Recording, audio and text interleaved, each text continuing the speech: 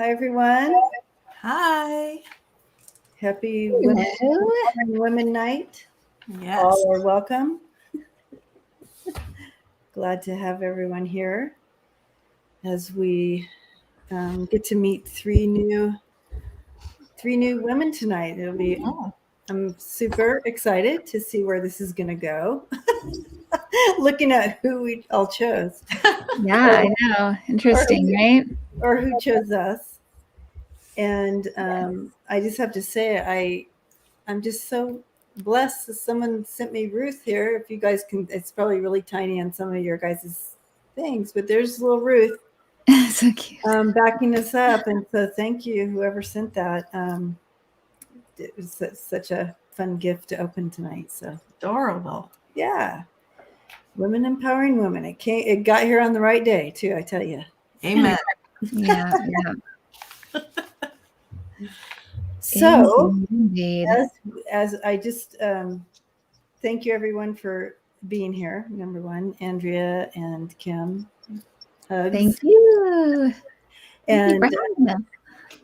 So we might as well just go ahead and start diving in, I say. So unless you all have something you want to throw in right now before we get started. Oh, I love this show. I love us getting together. I love the whole gang that joins us.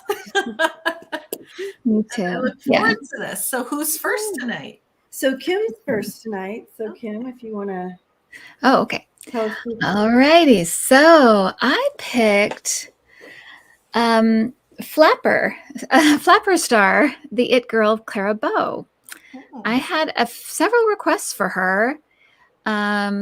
And so that's who I picked tonight. So she was born in Brooklyn, July 1929, 1905. She died September 27th, 1965 at the age of 60. She had a very turbulent childhood, to say the least. One of these, we hear this so often. I can't, so many of these people have had difficult childhoods. But she, her mother gave birth to her in a dilapidated one-room church. Her mother had given birth twice before, but both babies passed away after they were born, 2 girls. So this was her third child that she was trying to have, and she did. And the father was mostly absent. He was always looking for work and kind of a wanderer, it seems like. He came back into the picture later on.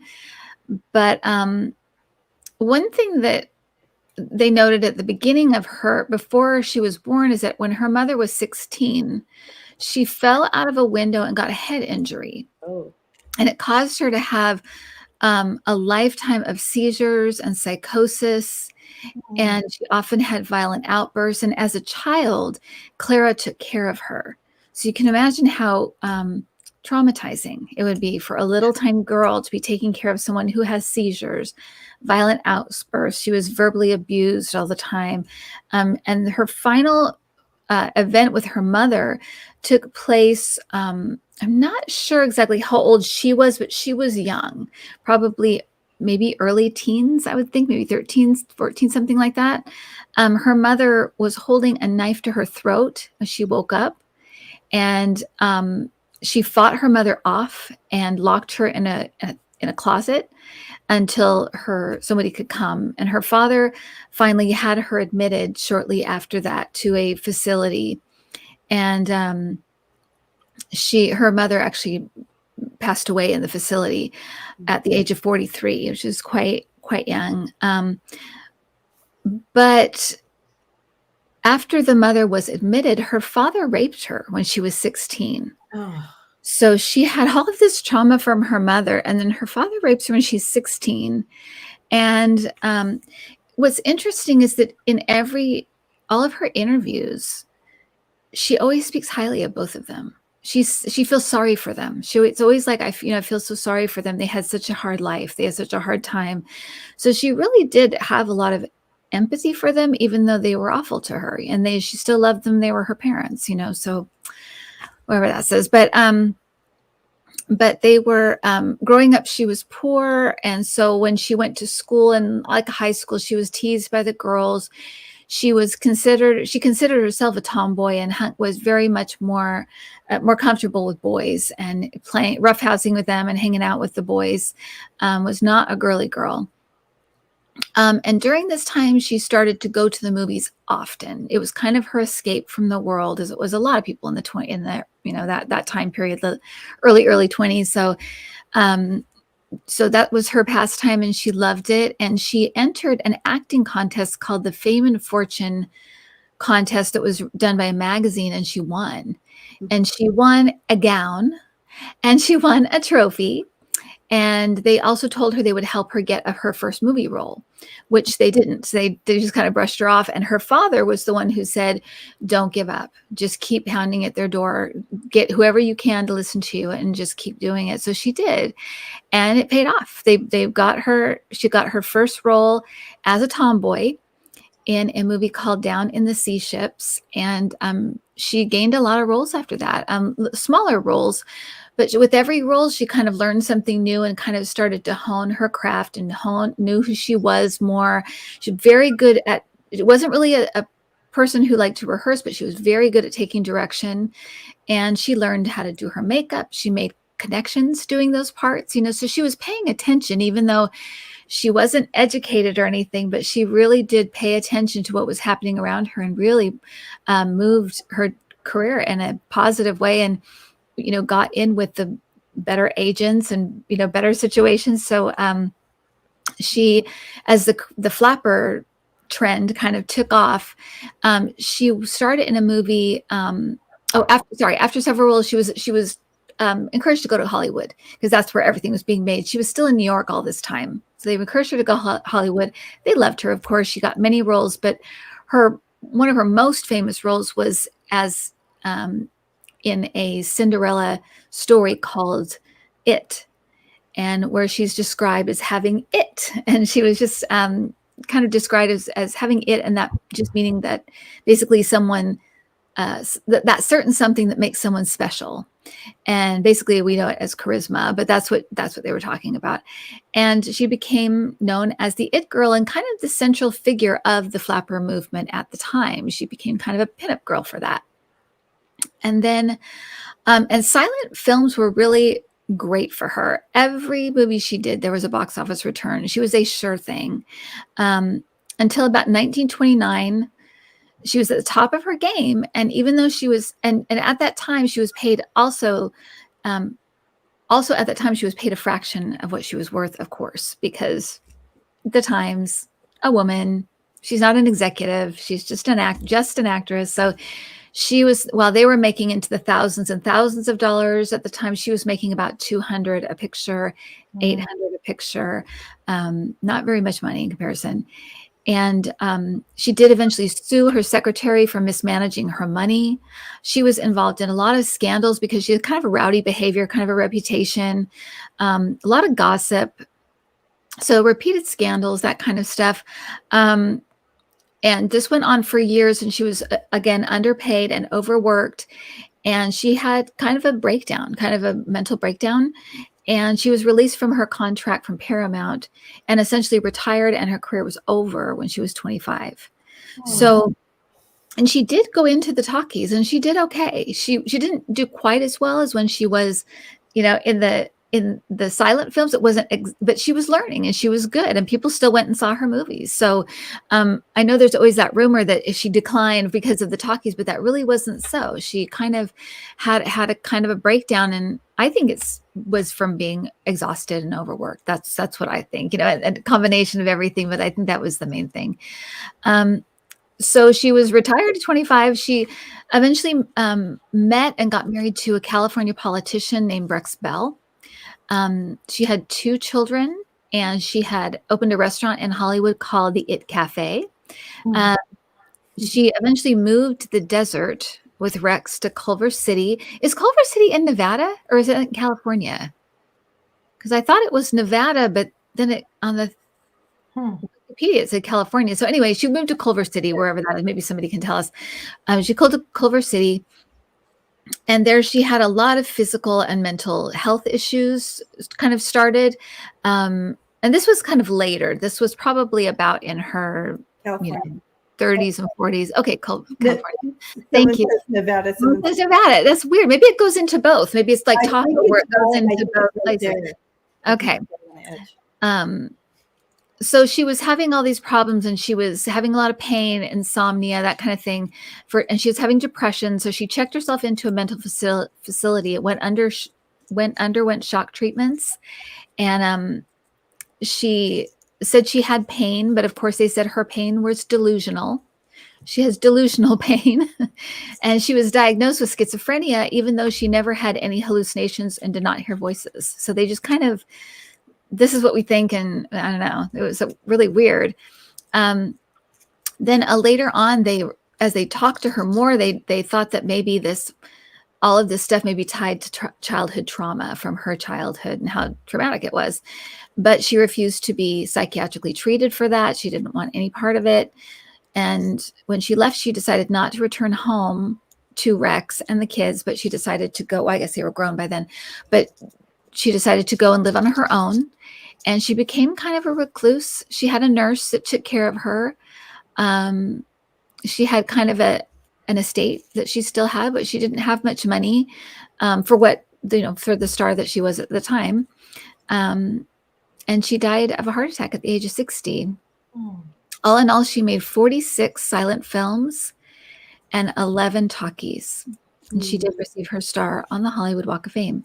But she's considered to be one of the great silent film stars. I mean, that her face, those eyes are what you think of when you think of the Flappers, when you think of silent film. So she definitely made her mark. And of course, I left out, there's tons of details you can go. She's fascinating to read about. She had an amazing life and a very short, that her career was just tiny, but it was so important to Hollywood history. But yeah, she's one of those people too that kind of ended up misdiagnosed, ignored when she was started to have trouble and problems, and kind of thrown away in a lot of ways, instead of people rallying around her and trying to figure out what's going on with her. This isn't her. Yeah, Tracy, a ton of life lessons in a short life. Exactly. A lot to learn, and high highs and low lows in a short life. So, and it kind of goes to show you, childhood trauma like that, not addressed, how it affects you. And usually that age from 25 to 30 is when you're really looking at the effects of your childhood and taking ownership or healing and expressing. And she chose not to do that. Is very interesting. However, it starts to affect your body, affects your mind. It affects your mind, body, spirit if you don't deal with that initial trauma as a child. And it definitely played out. You could see it.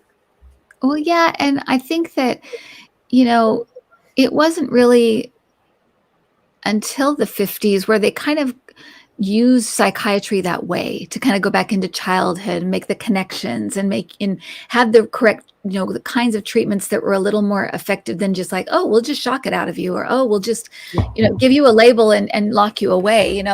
It was, you could treat people, they would, would be actually just talking and treating them, by talking. Yeah. Interesting. So it's a little early for that, but she didn't want to do that anyway. So, somebody finally did put it together, but she didn't want anything to do with it. So, yeah. Well, she certainly had a lot of trouble in her childhood. And that's terrible with her mother and then her father, what he did, and her kind of putting that away inside. Her forgiving them, I think, was her way of dealing with it, but it didn't. It was a way of masking it. Either ignoring it or forgiving one way or the other. It didn't work. Yeah. Yeah. Well, and it tells you too that if she, or it tells me that if she didn't blame them, she probably blamed herself. She probably, and that's probably what she should have worked on. She probably carried that around with her, thinking that she had done something to deserve it, or exactly. Exactly. or she couldn't take care of her mother, maybe took some of the guilt of that. Yeah. Yeah. Wow. She's Yeah. she's very gentle. Very gentle person. Clara.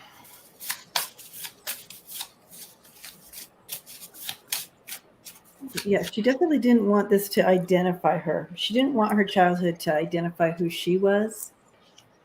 So maybe you could see throughout her life how she really worked on not identifying with that part of her life at all, Mhm. or having it identify who she is Mm-hmm. as a person. Mhm. Yeah. Also, she didn't get to be a child. Yeah, it doesn't sound like she had much of a She didn't get carefree childhood. Yeah. right. And I just heard, she said, her voice sounds a little bit high. And she said, they didn't want to listen to me. I think she's talking about the doctors and people around her. She was trying to tell, like, I'm having problems, I'm having issues. And she's saying they didn't want to listen to me. Because I feel like they would treat her like, oh, you're just complaining. Like, what are you complaining about? You're this, you're that. And would get shut down, wasn't able to voice her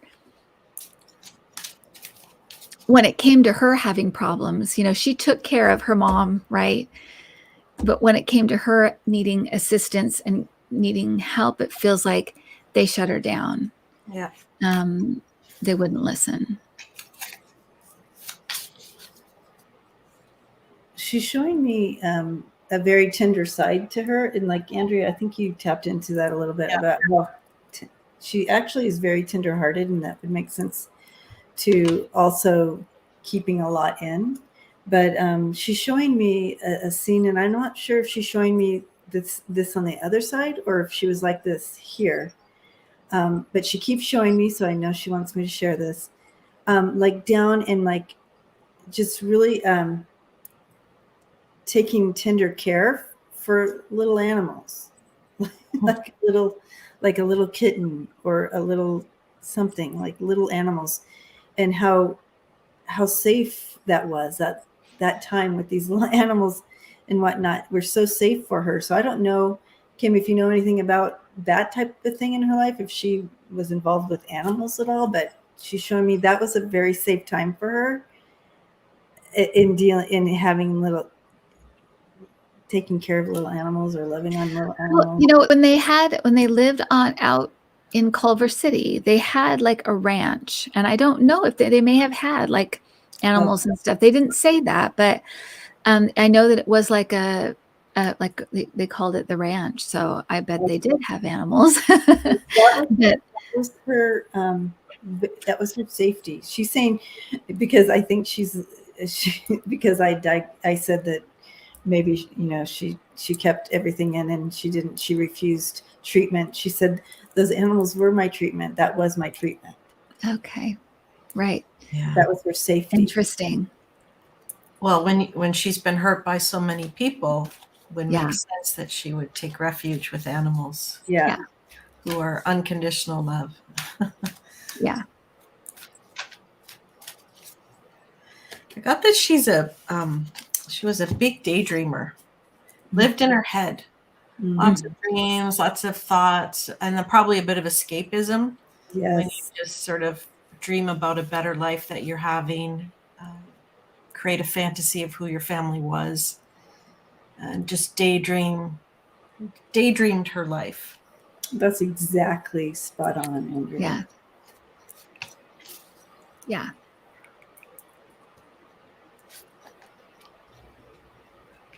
Yeah, and no one listening to her truth. She was telling the truth. It was a double-edged sword. She didn't want to talk about the truth, but she was telling the truth. But they weren't listening. Right. Right? Right. Hey, I have something wrong with me. I need help. That was the truth, but she didn't want to talk about what it was. Her real truth. Yeah. So exactly. Yeah. Right. That context center she was in. Yeah. She's also saying that she didn't have that support with other women either. Probably jealousy. Right. Or disrespect. Well, they said she was a tomboy. You know, she didn't really get on with women, and you know, she hung around guys, and she just felt more comfortable. I mean, she said it was because she didn't have the clothes they did, and didn't kind of fit in with that girly girl kind of thing. So they kind of made fun of her, and that's how she ended up with the boys. But I also think there was a toughness about her, a tenacity. Because I think you're right. I think there's a really sweet and tender side, but there's a feisty side to her as well. And I feel like it would come out when people would do things like rip off her money or tell her no, or I feel like it would come out then. Like it's almost like it would catch them off guard because she was tiny and she was a nice person and stuff. But if the Brooklyn came out in her, you turned said the wrong thing, did the wrong thing, and did her wrong in some way. The Brooklyn came out in her, that's what she's calling it. I don't know. That's true. She has that injustice piece. Yeah. Like, no, she didn't do well any injustices. That would make sense to her as well. I feel like she was supposed to have a longer film career. Something, I can't see it exactly, but she was supposed to have a longer film career. Somebody stopped it, or what is it? Or stabbed her in the back, that got her in trouble with the studio. Or I just feel like there was supposed to be more from her. Oh.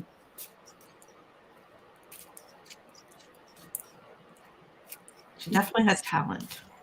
Yeah, she's talking about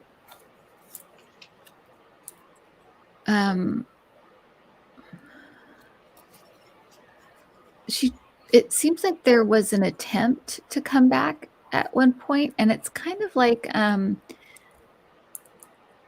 it was like exiting one world and coming into another. It had moved on so quickly after like talkies and stuff, that it excelled so quickly.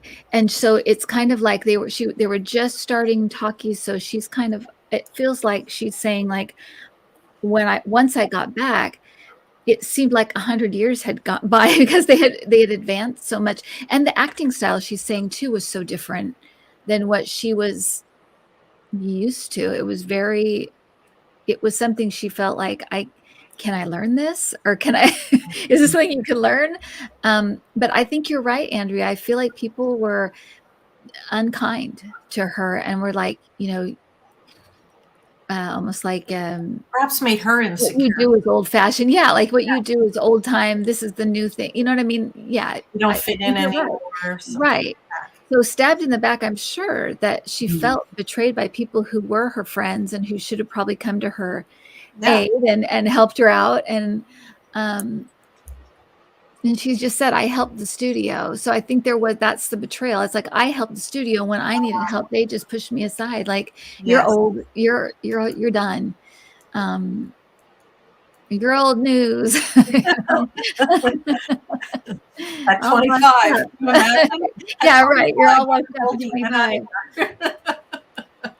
But yeah. So I think that is what you're picking up on. I think you're right, Andrea. I think Joan Crawford faced the same thing. She was in the silent ones, and then she faced some difficulty getting into the talkies, but eventually did. But I think, they were probably cruel, or you don't fit in anymore. How can you not fit in at 24? Right. I know. That's so ridiculous. At 25. I think someone clued in on that jealousy piece, didn't they? Yeah. Yeah. She's saying they got good at the machine. So I think that she's talking about the Hollywood machine, cranking out, molding people and then cranking them out. She more just appealed to people, so they kind of played her up. You know what I mean? Hers was more organic, I feel like. Then later on, it was far more Machiavellian, more crafted and molded and to fit a certain thing or a certain type. But her rise, at least she's making it seem like it was a little bit more natural.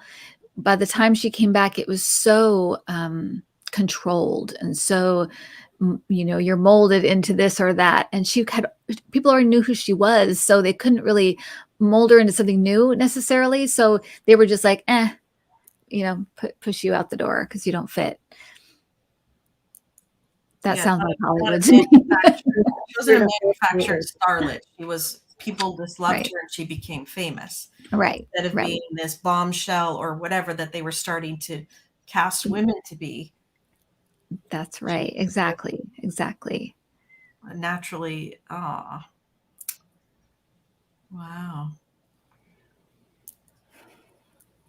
She's saying she made amends with her parents. She made amends with her parents. She's saying that they've had lots of go-arounds together. In different playing different parts for each, playing different, but they've had a lot of lives together.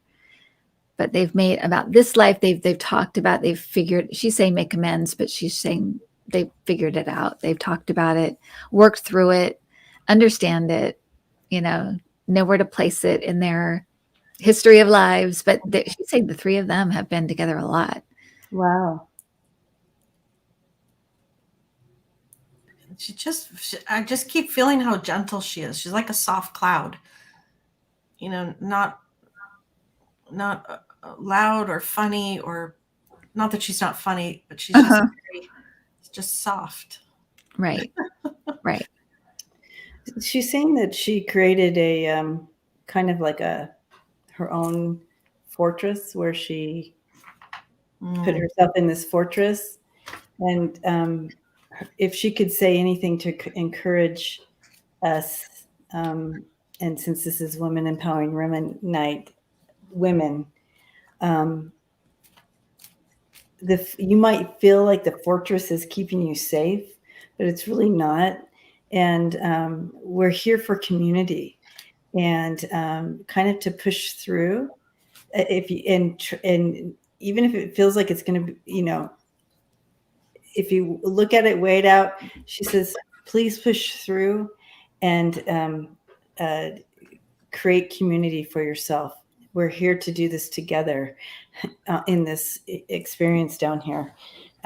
So if she could do one thing different, it would be community, allowing community and creating community and having those, your group of friends or whatever it is. But even so, she said that she had created that fortress around her, even when she was with people. And so, but yeah, be aware of your fortress that you've built around you. And community is important for your human experience.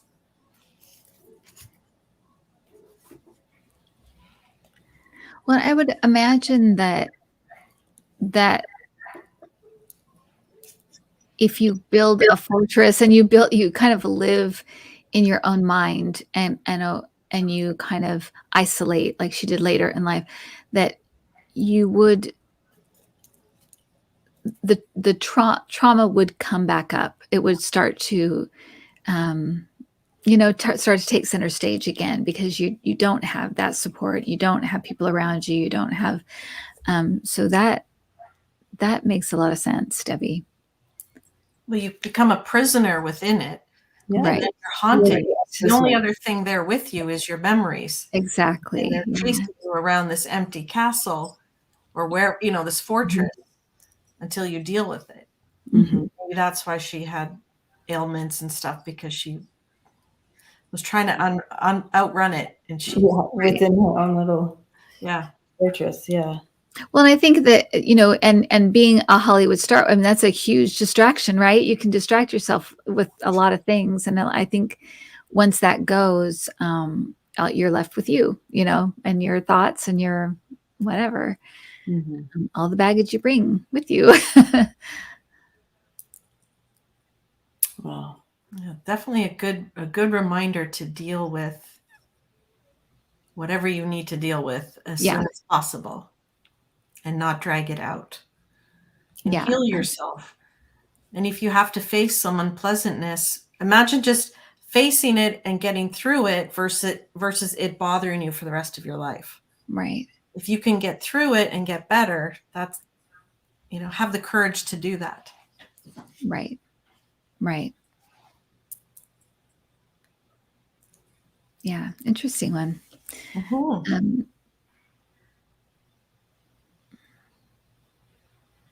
Yeah.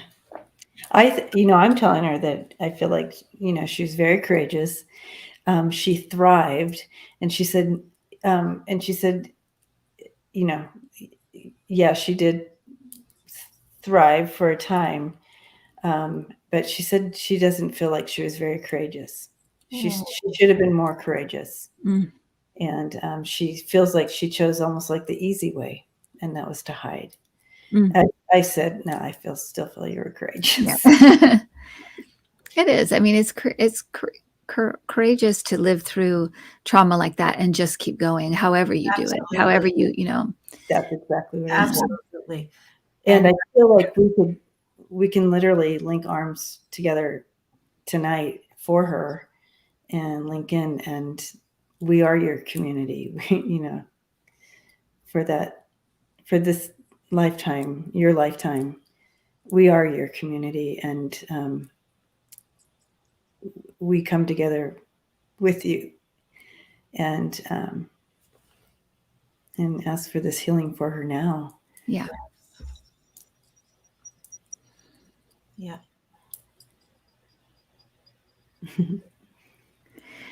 She's like literally like she's just going like this with her face up and just like tears. Oh. She's just like in acceptance of all our love for her, because she lived a life pushing everybody's love away. And she's now just accepting all the love we're sending her right now. She's just sitting there like this in tears. Sweet. Clara. Yeah. Oh. Let's look. Clara, thank you for coming in. Thank you, Clara.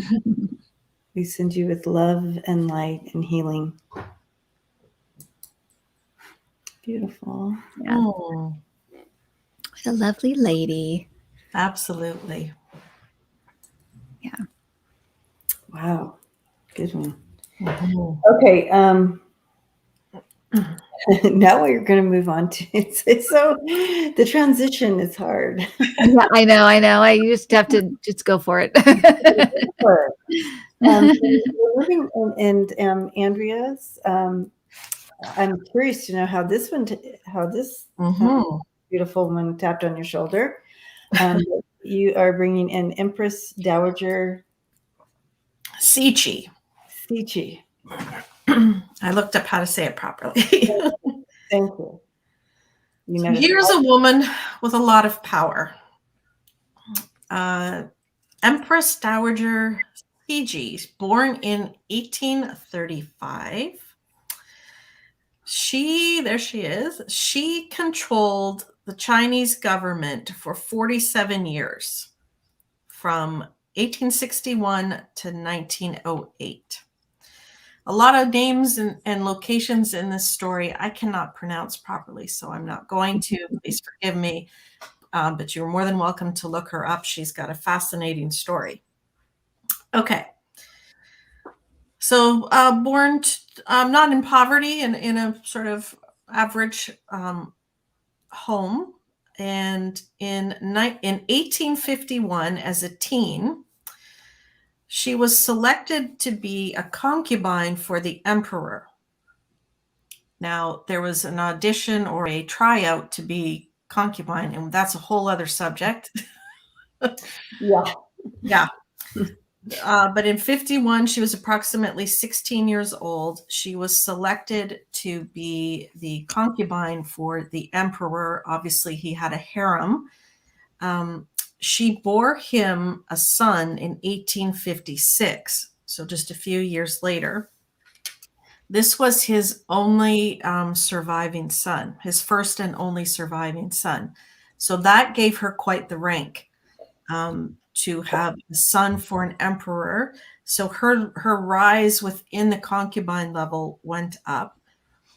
As well, she could read and write, which was not common in the group of women there. So she was able to help the emperor read things, write things. He was very involved in politics, which made her very involved in politics. So this is a young woman, 16 plus, getting involved right at the top, reading and writing important things for government at such an early age. She, with the rank of her son, she became a noble lady. So she would, or sorry, when she became the concubine, she became a noble lady. So she got a small title, and eventually the titles go up. However, concubine again is a whole other conversation.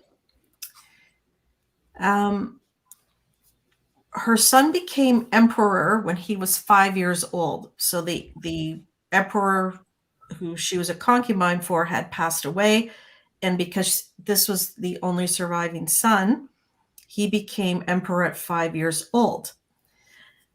So this woman is very, very, this is one of the probably smartest women I've ever read on. There were 8 people who were supposed to be regent over her son, like help run the country. But she talked to the emperor's widow and said to her, why don't we be co-empress dowagers, right? You and I will oversee the son and help him rule. So she talked the widow into this. And as well, she her story is amazing. I can't go into it all, but she outwitted, let's say it this way, she outwitted the other regents, where she became co-empress with the widow. The widow didn't want anything to do with this. She wouldn't go to beatings and stuff. So effectively, she started running things at that time. The widow also died under mysterious circumstances a while later. So then she literally became the top person. Cixi consolidated control over the whole dynasty when she installed, this is okay. Her son was a bit of a troublemaker. When he got into his teens, he had a roving eye. He would go down to the brothels. He contracted either syphilis or smallpox, and he passed away. So she did something that was unheard of. It was against the rules of succession. She installed the nephew of the emperor as the new emperor. So she was guiding him and took care of him and made him the emperor.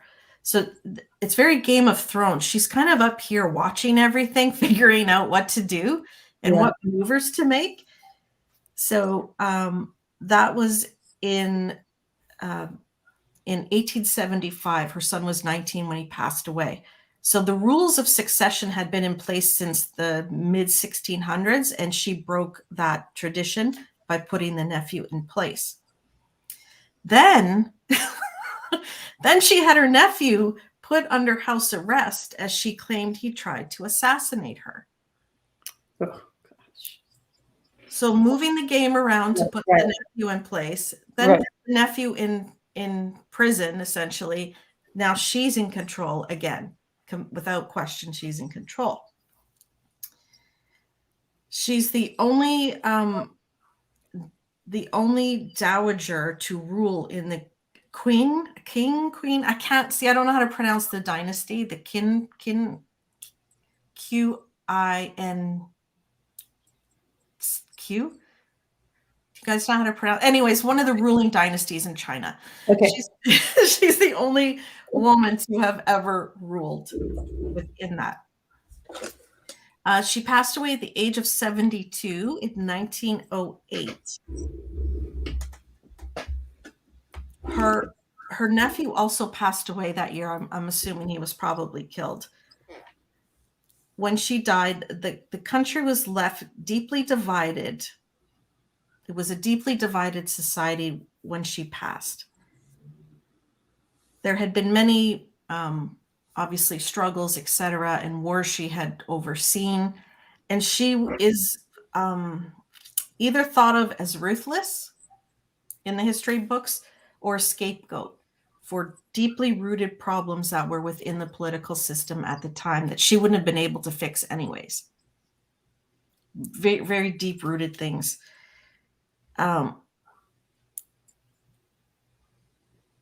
Apparently she passed away of natural causes at 72. So she is extremely smart. Like, you have to think about these in this timeline, the 1800s, for her to maneuver around all of these people. She was very superstitious as well and into astrology. And she would base her moves and her plots and schemes based on the stars, based on people's signs. Like, you could read, there's such a long story about her, but who she would talk to and let in the house on certain days, or when to bring the emperor back for burial. All of these things she was lining up to do her moves as well, which would be her most favorable days to, let's say, get control. So I mean, again, we pick women of all different places in life, and maybe some of the decisions she made while a ruler are not that wonderful. I didn't really get too deep into that, but we want to see about this kind of person and their life and what we can learn from it. Right. And I thought fascinating. Like, this woman has so much power. Yeah. Very smart and I want to say conniving, but I don't want to say conniving. I want to say, the Qin dynasty. Okay, thank you, Dorian. The Qin dynasty, which was very big. And her maneuvering, I think, is quite fascinating. So now here's a woman who, as a young girl, just lived an average life, then became a concubine, and then became the ruler of China.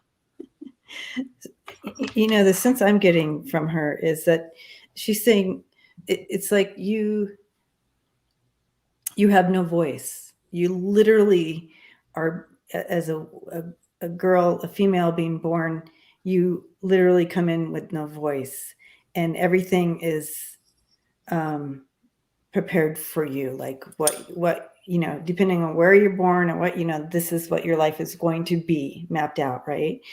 And she was a master at not in a bad, I mean, it was survival for her right at the beginning. So she was able to manipulate from a very early age. Actually, she's showing me within even her own family some of these ways that she was able to maneuver around. But it's not like you're conscious about it. She just did it. But if you don't want it to overpower you and you want to have some power, this is where you get it. And it's through the back ways of manipulation. And you can see, and she's doing a line to now, how the narrative is now. And people always go, well, you're so manipulative. Why are you so, well, because the society's been set up that way. Everything is overpowering us. You know what I mean? Taking away our power. So from a very early age, lots of girls learn how to manipulate their way through because they don't have the power any other way. And so, but that's changing. Anyway. Yeah. And I also think, manipulate is a word, and Janice just said it, it's often maybe a little bit put towards women instead of strategic. Strategic. There you go. I like that word better. Because she was very strategic. She was very smart. Strategic. And I want to say thank you to her for not allowing something to overpower her. She fought back in this way, in this, you know what I mean? And then not allowing this man's world. Well, at 16, your parents think the best thing for you is to audition or apply to be a concubine. Right. That's the best you can do. And Right. I don't claim to understand all the history in China and But- their traditions. But what I see is a female being offered up by her parents to an older man to be a concubine. Yeah. Right? Powerless, right? So how is she gonna still be powerful in her powerlessness? She flipped that right around. You sure did. And I say thank you for doing that. You know what I mean? I'm not saying that all her choices were right. But I'm just saying, but she took back her power. That was taken from her. Well, and I just asked what would motivate her? Why did she do it? Why would she do it? You know, to be like that, you know, be very, you know, and she said fear. Once you get to a certain point, everybody wants your seat, or they want you gone, or she's saying, or you think that. So it is the baseline here, I guess, is fear. Because she's saying it wasn't of all the kind of the words she's saying, of all the words, the word happy would be not a word I would use in this lifetime. It was not a happy life. It was a and she's saying a struggle day to day. So I think every day she was probably in fear. She would be, someone will do something or take her down some way, or she'd have to figure out something, you know, else. It just sounds like an exhausting life to me. And that goes back to her being a concubine, because the other ones were jealous of her, right? She could read, she could write. She was moving closer to the emperor. Then she had the son. I mean, that was the prize, right? To have the son who moved up. Right. So she didn't have, I doubt she had any friends. Yeah. Always, you know, always watching her back, kind of thing. Yeah. Yeah. Because that's exactly what she's saying. There was no moving back. You just had to keep moving forward, because at every point it was like, I just have to keep going. I just have to keep going. And then when you get to a point where you are Empress, or you are in that higher place, then it's just fear that someone's going to knock you off or take you down or whatever. But she said, she's also saying she was good at knowing people's weaknesses. She knew how to kind of calculate people's weaknesses and kind of pit them, almost like a Trump thing, kind of pit them against each other, rather. So they won't look at her, they'll look at each other. So she's saying I knew people's weaknesses, and I could kind of make them fight amongst each other. And that was a strategy, you know, to kind of get them to not look at me, not think about me, just let me be. I asked if she was connected. Yeah. I think she had some, I keep getting, she was very, wealthy is the wrong word. Abundance. She had something, she knew when to strike. She knew what to do, and she knew when to strike. Not gifted, but what's another word for, I'm trying to think of the word I just had. Like intuitive, or good instincts, or yeah. I want to say lucky, but that's not the word either. Anyways, she had something going on. She had something else going on. I'm not saying psychic, but maybe it was. I don't know if you guys tapped into it, but she had some kind of gift about knowing what to do and when. Very smart. Well, and I'm glad you said that, Andrea, because she literally, she is saying that she always felt like the smartest one in the room. And she said that's not always the best thing, but I just always thought I just knew. It wasn't a thought. It was like I knew I was always the smartest one in the room. Mm-hmm. And you can tell by her pictures, no smiles. So yeah, you're right. Not a happy life.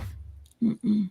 At any age, like the bottom picture, that's when she 16, and then you move on up, and never a smile. Very solemn, very heavy life. And she's saying it's very hard once you get to that point to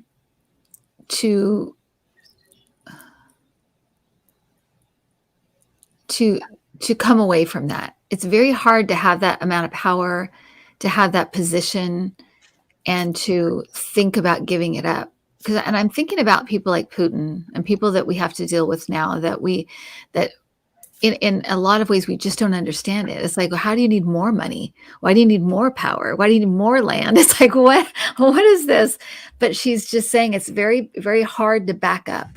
It's just like you get in that mode of keep going, get more, keep going, get more. And once you've gotten it, it's kind of like, then you still are in that want mode. If I'm not moving forward and taking something or doing something that's trying to get something, then I'm not living. It becomes so part of who you are as a person and of your life that to give that up is like giving up your whole life. So she's like, you just keep moving forward and keep living like that. It's very hard to back up from it. And she's like, I wouldn't even let myself think about that, because if I even thought about it, it would weaken me in some way. She felt it would be weak. It would weaken her and weaken her position. So she would just have to forge forward. So she had a definite, we see, I mean, I hate to keep bringing these people up, but we do see that in Trump, that you can say whatever you want about him. He doesn't give up. He's very much even if he has nothing to offer and nothing to say and nothing, he just keeps pushing. He doesn't give up. We all find that very annoying, and a very annoying personality trait. But for her, it was like survival. It was like, just keep going, another little inch, get rid of this guy, another little inch. Just like, just keep in that position and do it and forge forward. Tenacity, I would say, is a word that would maybe fit what she's talking about. Right. But to think about backing up, he's like, you don't even go there. You just keep going forward, because you can't at that point. Right. You can't. You'll be finished if you do. And they're judging her, making sure she's doing things. So I see, peace so the way she found peace was in her dominance and power. That was the way she could sleep at night, because she was in charge. I think she knew if she lost any footing, she would probably have been executed or put in jail or something like that. She had to stay many steps ahead and keep that power and dominance to have her own peace, whatever that means for her to live, I think. Right. But also being put, so here's a woman of circumstance too. We have to remember the things that she did was to survive. This isn't something she sought out to do. As a teenager, she's put in this position, then she's taken away to the city, living with the emperor, and now she's by herself, has to survive. How am I going to do it? Everything she did was to survive. This is a woman of circumstance, a girl of circumstance. This is not something she set out to do. She didn't wake up at 15 and say, I want to be Empress. Right. Well, and maybe you're picking up on, when you talk about connected, maybe it is that survival instinct that you're picking up on, Andrea, that was so strong in her, because that instinct is a strong one. And it's more our animal side, but that is strong, and it comes up for all of us at different times when we need it, So maybe that's how maybe she was very, very connected to that kind of survival instinct, and that was a really maybe that's what she moved out of, or what she worked out of, And I think we have to look at that. I think we have to look at the strength of this 16-year-old girl. Who survived and became Empress. We're not going to talk about what happened in the political things and all that in that light. We're just look at the strength of this person. Yeah. And I asked her, what does she want us to take away from her life? And she said, take back your power. Ooh. look in your own lives, take inventory, take back your power where you've given it away. And how can you maneuver to get your power back? Not in a ruthless way, but in an enlightened way. How do you get your power back if you feel you've lost it? Now, remember, this is a 16-year-old girl. Imagine yourself at 16, taken away to a place where no one is your friend. No one likes you. No one wants you to succeed. Exactly. And every turn. At every turn. At every turn.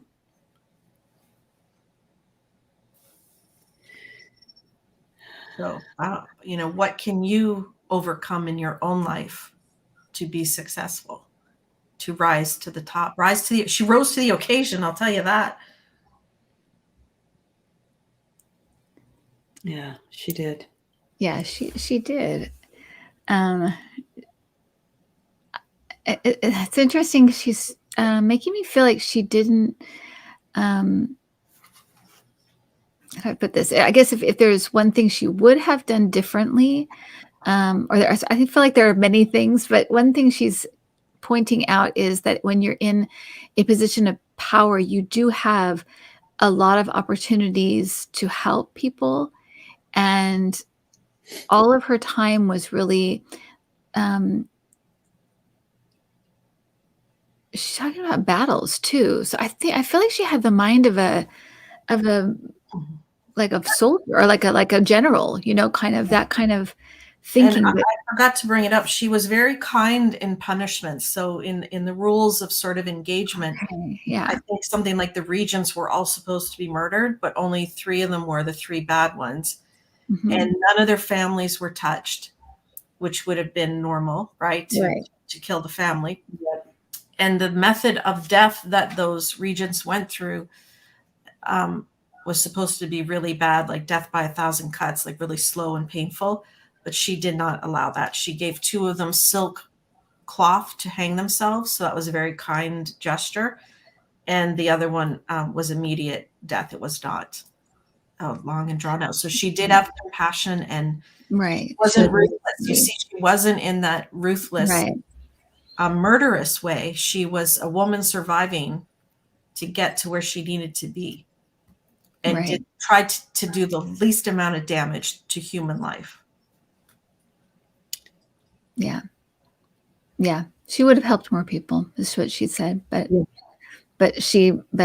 again, she's like, but then, and this is in retrospect, because I feel like she's looking back on lifetimes. I wish I would have helped more people because I was in this position of power. But then she's like, but then I think of myself there, and it's like all I could do is just. And then I saw that battle, because she's talking about,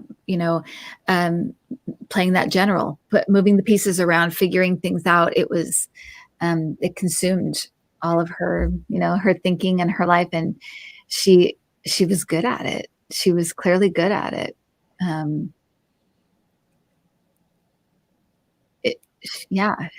like you said, she earned her way there. She did what she had to do to get there. She's, the big difference here is that she's a woman that did this instead of, and what we usually see. If you were in her shoes at that time, what would you have done? The same thing? Probably most would have. She was so smart. I mean, obviously she was doing what she needed to do. Yeah. Well, take back your power, everyone. Yeah. Empress. Yeah. Everyone should be an empress. All of us here are empresses, right? Taking the power, maneuvering our life so that we are in power. Yeah. Really interesting lady. Very interesting. And she is showing me that she has spent time of becoming enlightened, and more rounded in some of these areas. Understanding that, the life she lived, emotion could not play a part in a lot of things. So, she withheld a lot of emotion, of course, even where it should have been given. But anyways, she's saying she's become more enlightened and she enjoys emotions.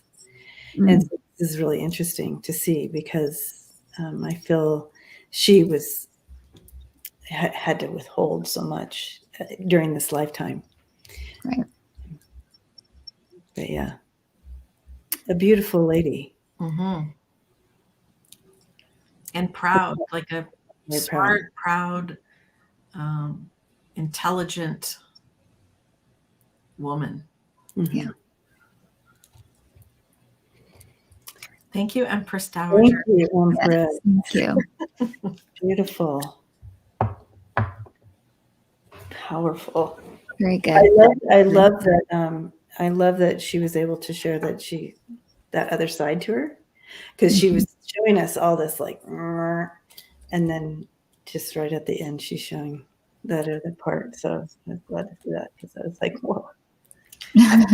She had to keep herself in a type of fortress like Clara did. An emotional fortress. She could never have a date, or she never got to do anything, right? Yeah, good point. Yeah. Or probably even love her son properly because he was a piece in this larger puzzle, right? Mm-hmm. Exactly what she was saying. Right.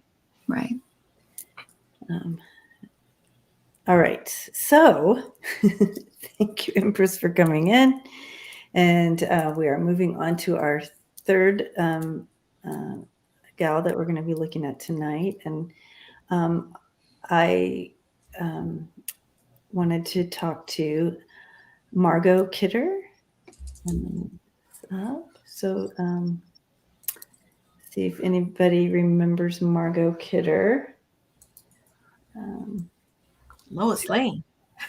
Lois Lane. And let me get her little pictures up here so we can see those while we I lost my, there it is. And hold on, you guys, sorry. It's okay. Maneuvering. I'm in charge of all this tonight, so I have to have it. Okay. All right. There we go. So there's Margot. And so let's talk about Margot.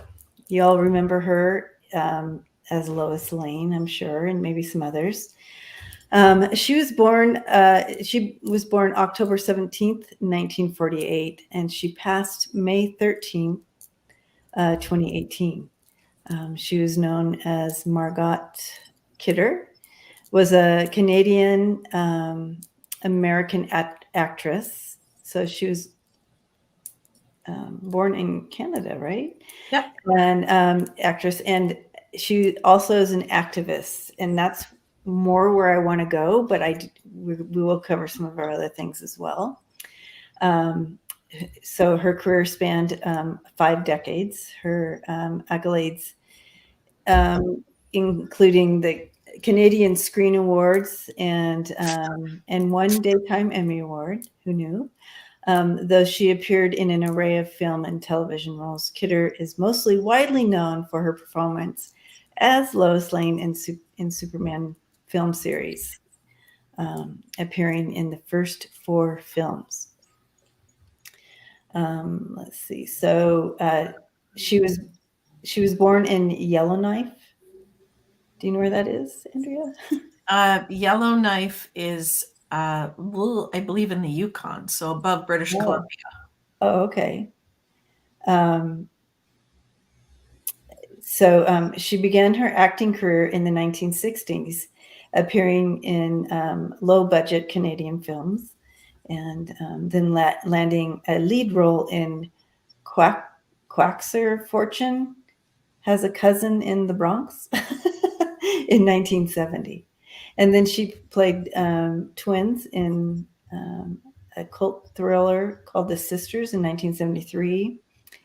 And then she played a sorority student in the slasher film Black Christmas in 1974. Ooh, that was such a scary movie. It's a very one.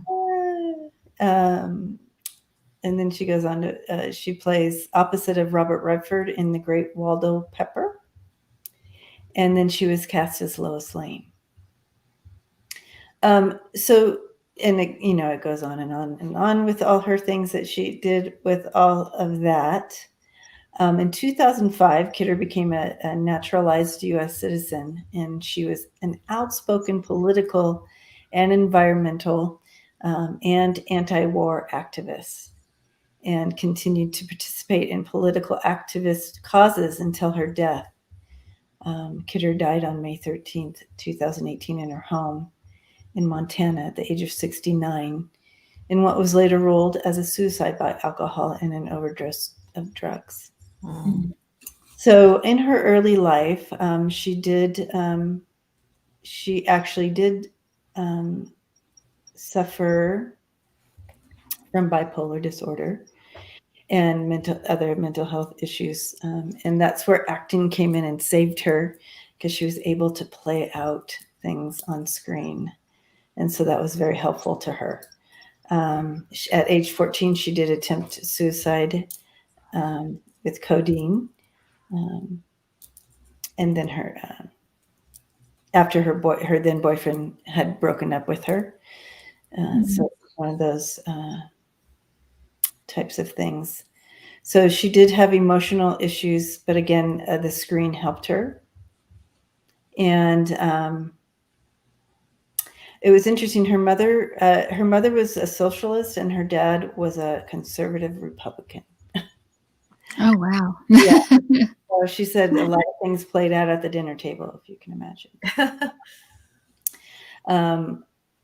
So let's see. I want to go down to her. Some of her mental health struggles.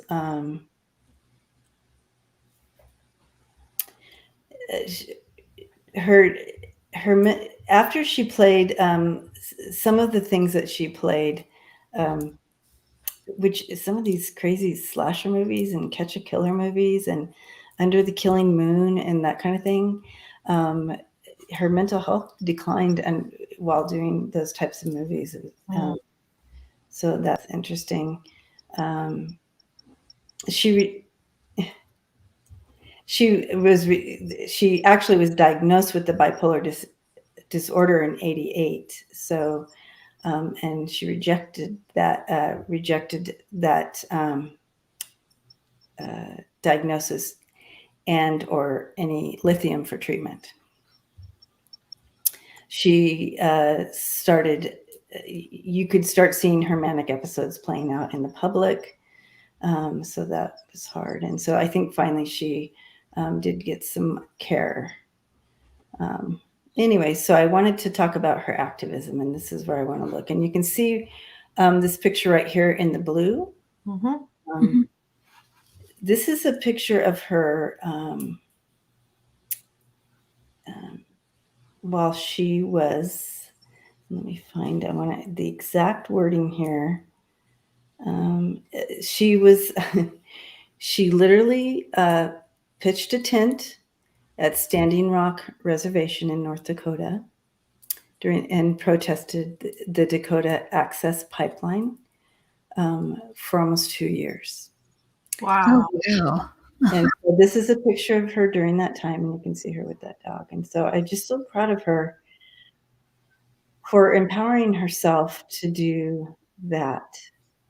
She was activist for a super vocal supporter of LGBT rights, and she did a lot of things for the Gay and Lesbian Health Center in Boston, and she also then was very active and spoke outwardly about her struggles with mental health and bipolar. So she was a part of the mental health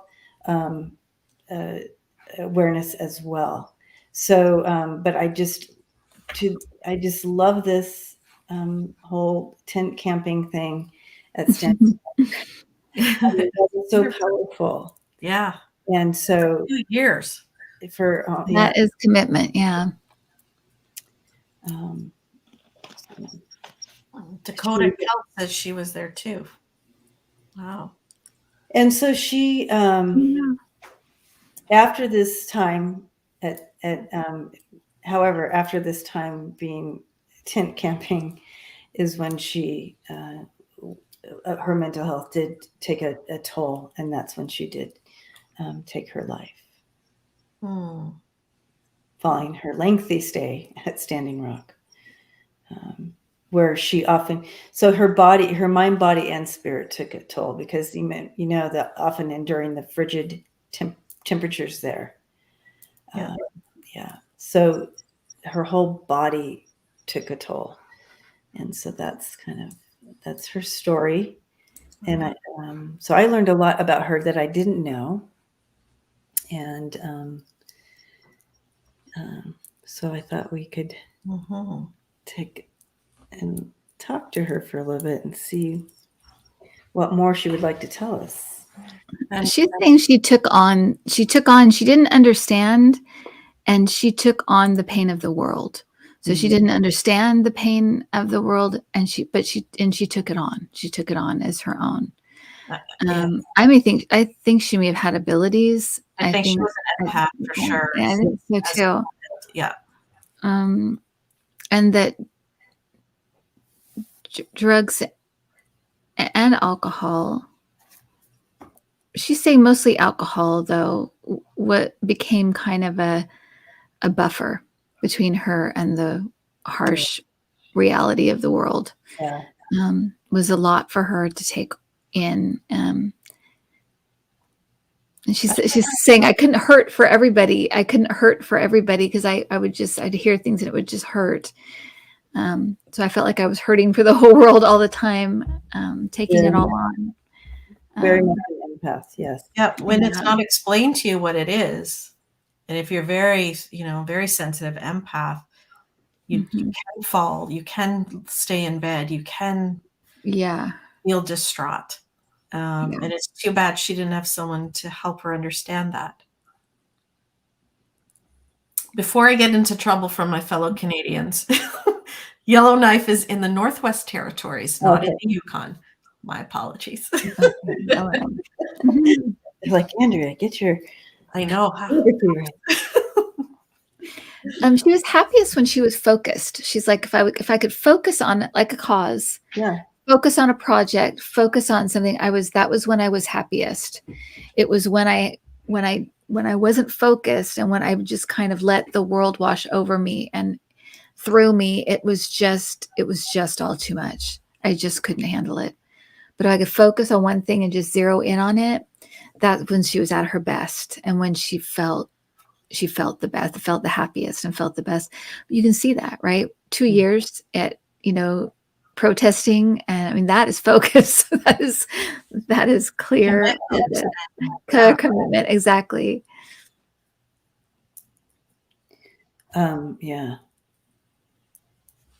She feels like she was in tune with the earth. Like, and coming from Yellowknife, there's a lot of environment there. This is not a metropolis area. Okay. It's not a pavement area up at the Northwest Territories. Very in touch with nature. No wonder she spent 2 years stopping the pipeline.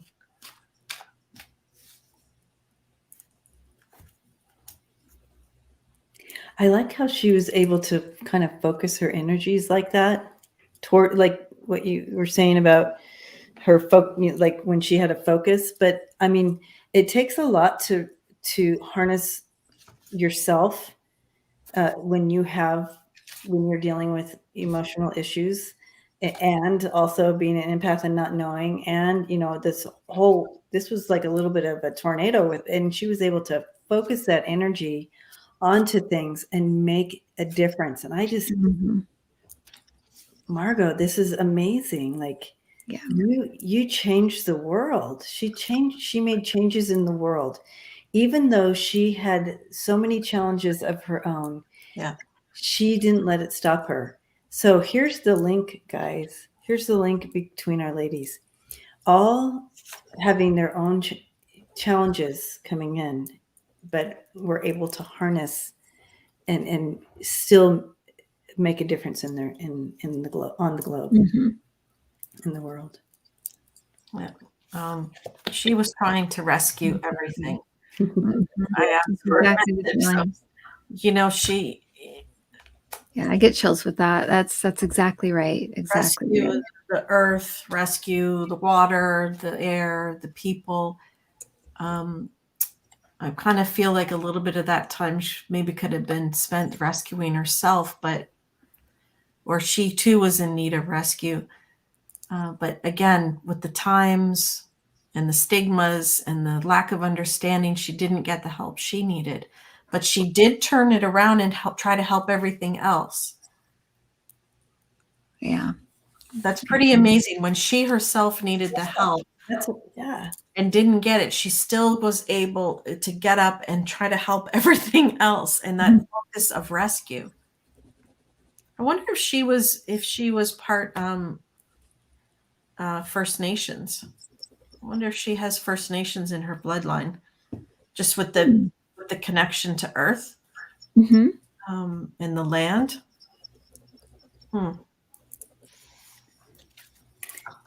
If not this lifetime, definitely past lifetimes. Yeah. That's what I'm seeing. Yeah.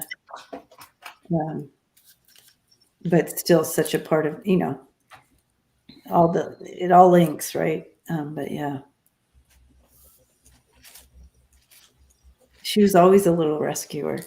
She showed me as a little girl rescuing bugs and stuff. Yeah. A lot of compassion, a lot of empathy. I don't think her parents understood that.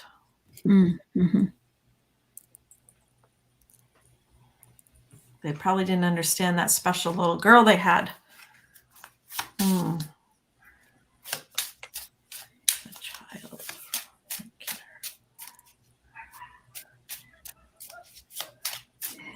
So I'm asking her, I'm like, so where does it just seems so weird that then why Hollywood? Because Hollywood seems so not genuine, kind of phony, why Hollywood? But she's saying she had always, even as a little girl, loved to pretend. And it was a type of pretending and a type of escape. And she's also like, I was good at it when I was, well, she's saying sober and focused. She was good at it. But a lot of it was to just kind of be someone else for a while, release herself from being herself, this more complicated person, and just be this character, this one-dimensional character for a little while. But she's saying Hollywood is not. They can be very, very harsh with you. Critics can be harsh with you, and she did not have the stomach for it in the end. It's kind of like I didn't have the stomach for it, but that's why she got into it. It was kind of an escape from all of this, and from her own stuff. It was medicine for her. Yeah, it does feel like that. I asked her about kind of the end for her, and she just said she had lost hope. And you scream out and you scream out and you stand up and you stand up and no one's listening. And she lost hope, and that just breaks my heart, because I feel like she changed the world so much, and just in the actions that she did, but at the end she couldn't see it. No one could. You scream and scream and no one's listening. It just breaks my heart. I asked about her childhood, so it was pretty harsh. Parents very judgmental. Look at that bright bulb, like just that searing light, that always critical, right? Always criticizing her or making fun of her, highlighting flaws, things like that. Yeah. Constant battling with the parents. I don't think the three of them got along very well. No. It wasn't a family unit, right? It was three individuals trying to be in a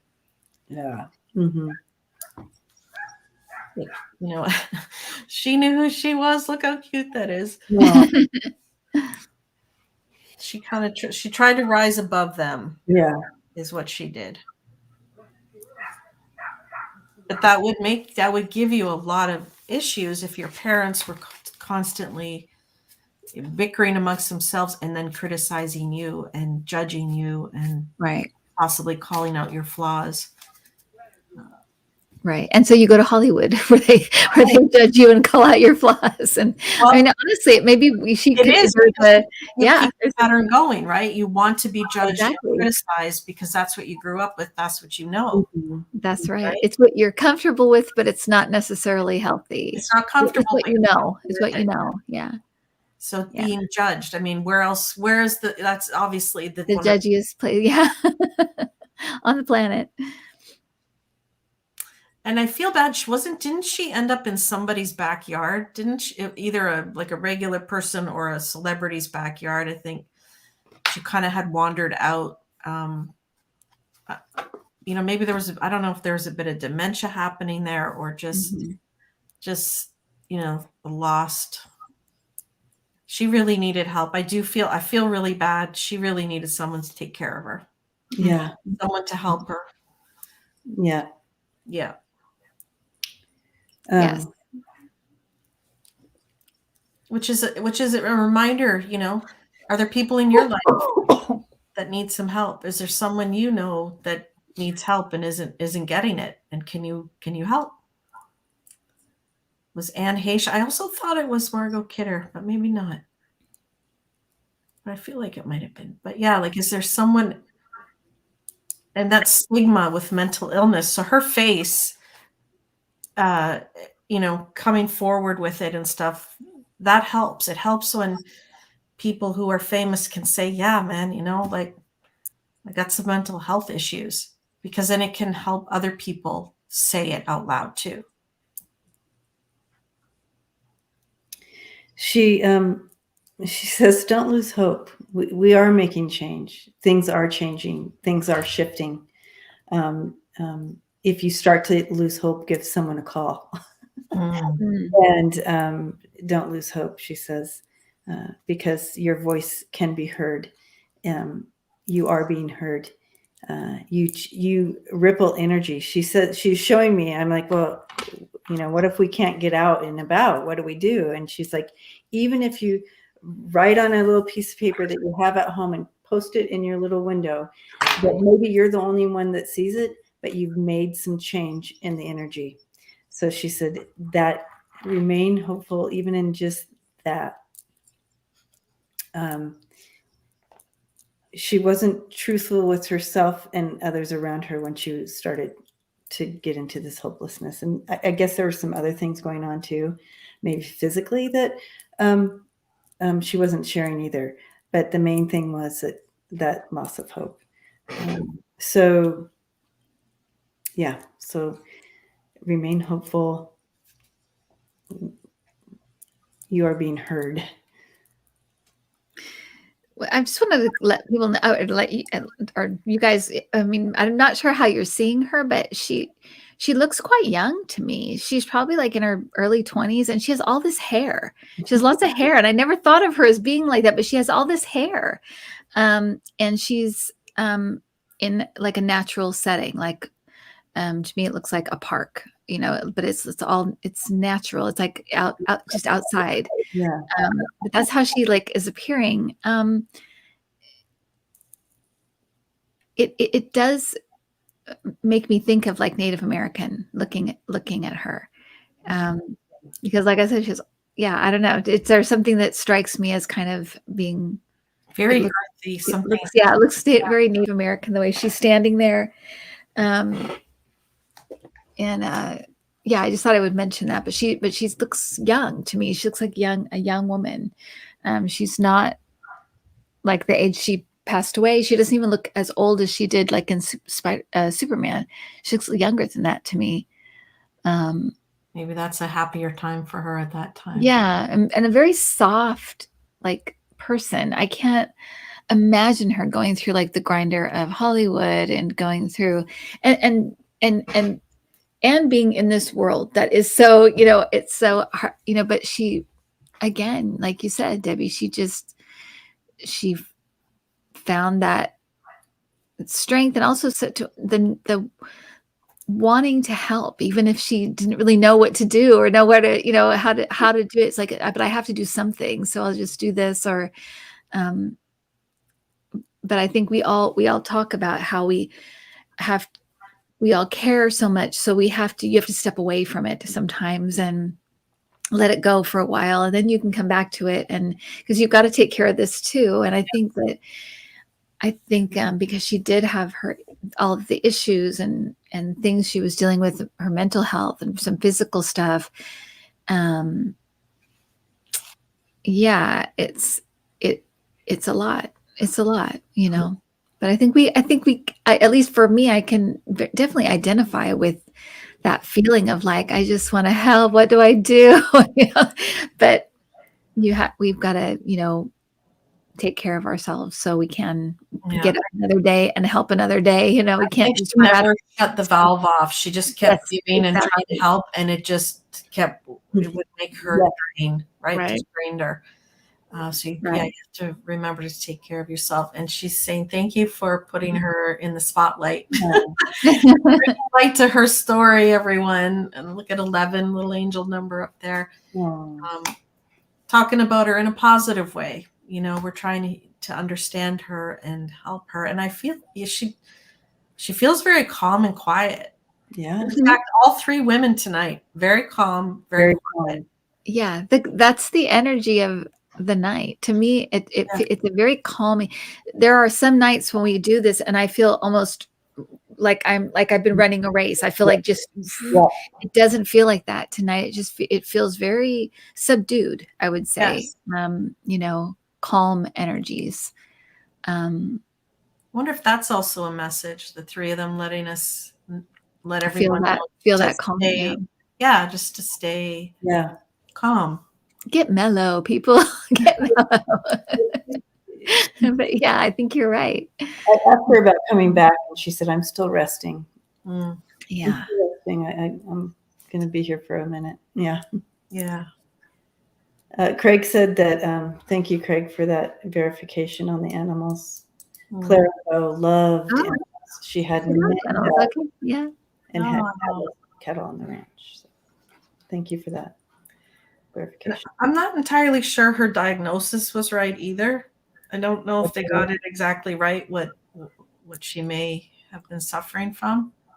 I don't think they maybe got it right. It could be true.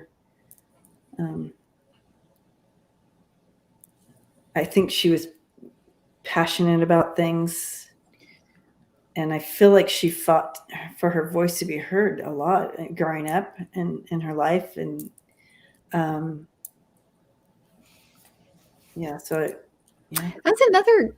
another theme, is that one, people talking and not have people listen to you, wanting to be heard, not have people say it, because that's what our first one, and Clara Bow said that they did not listen to me. And we've got that kind of that stoic figure in the middle of these two ladies, that stoic with Empress right in the middle of these two ladies that suffered so much with mental health. And I'm sure that even though it was not in the same, it was not displayed in the same way, I think that the Empress also had issues, but just would not allow herself to operate in any other mode than this one, it's interesting, the mental health connection, I guess you'd say. And people not listening, people not taking, not actually listening to exactly what's going on and trying to help. It's like they had to deal with this and then deal with the world. Yes. And it was a lot. Yeah. Well, very, very wonderful person, Margot Kidder. Very loving. My goodness. She would be a wonderful friend, that kind of person, like just a really good person, really cared. Literally, here's my jacket. You know what I mean? Like, you need a jacket, here's mine. Yeah. I'll suffer. You take my jacket. Yeah. Yeah. I mean, anyways, Margot, thank you for the changes you made in our world, and the changes that you're continuing to make for the positive in our world. Yeah. Thank you, Mark. And we hear you. Absolutely. Yes. Wow. What a night. Mm-hmm. Yeah, usually I don't think we've ever had 3 sort of calm, subdued people before at the same time. Usually it's, whoa, this and then that. Yeah. Yeah, it's a little more, and 3 very different people too. I mean, they're very different lives, very different. It could be the place that they're at right now, just the phase they're in right now, because they all seem in a phase of kind of healing, Yep. continuing to heal as well. And so maybe that's also another message for us as well, is that to take time to feel that calm, heal yourself, and then you can jump back in and get involved and passionate about stuff. But you do have to step away from things, and allow yourself that rest time. And also community. I think that was another. Yeah, oh, absolutely. Yeah. Absolutely. Thank you, ladies, for another great night. And thank you, family, for hanging out with us and being a part of the conversation here. And hopefully we can carry it forward. Yeah. So blessing you. Yeah. And so we'll be on Kim. On Kim's channel next Monday. So we'll see Monday. everyone there. I will be there. So until then, blessings to you, and remember, community. Thank you, guys. Bye. Bye, everyone.